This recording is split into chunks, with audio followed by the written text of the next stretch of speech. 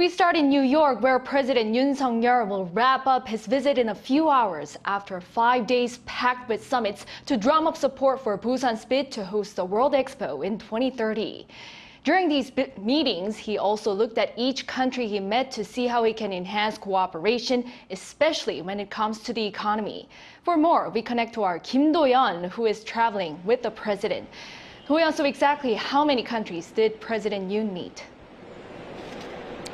Jiyoung, good evening to you. As you said, I'm here in New York. S2 is President Yoon, who will have met with 41 leaders by the time he departs back to South Korea. Now, he will be having lunch with the leaders of Pacific Island and boarding right after that to the plane. So he's really showing his motivation to not waste any minute of his stay here in New York. And the meetings have been diverse, including countries of all continents and of all economic sizes. Starting with Sri Lanka, he proceeded to meet with leaders from countries as the Czech Republic, Ecuador, and Ghana, to name a few. Last night, he had dinner with the CARICOM leaders, allowing him to engage with multiple leaders simultaneously.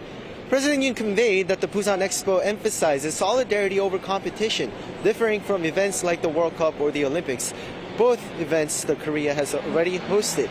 The Expo aims to bridge global disparities by sharing advancements in science and industry, laying the groundwork for global peace and sustainable prosperity. This aligns, of course, with his UN General Assembly speech outlining plans to bridge divisions between developed and developing nations.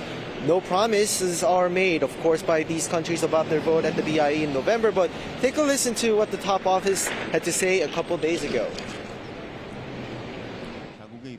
While some countries publicly state their positions, the majority approach voting without formal declarations.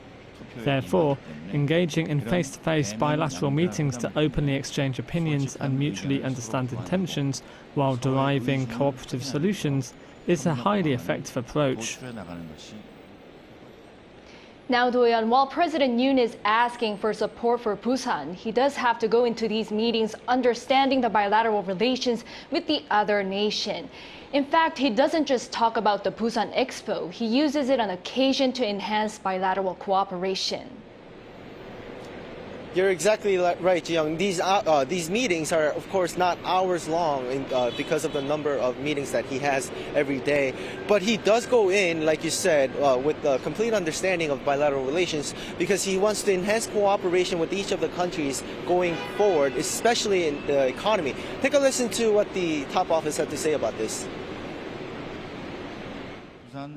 During the United Nations General Assembly, we selected countries from the 189 BIE members to meet that could further enhance cooperation through the Busan Expo.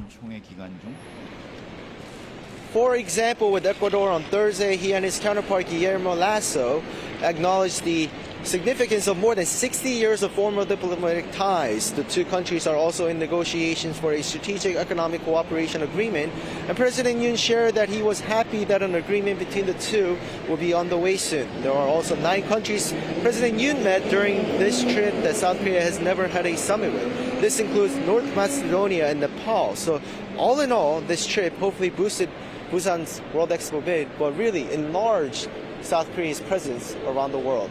Back to you, Jiyoung. Right, Do-yeon, thank you. That was our presidential correspondent, Kim Do-yeon, reporting live from New York.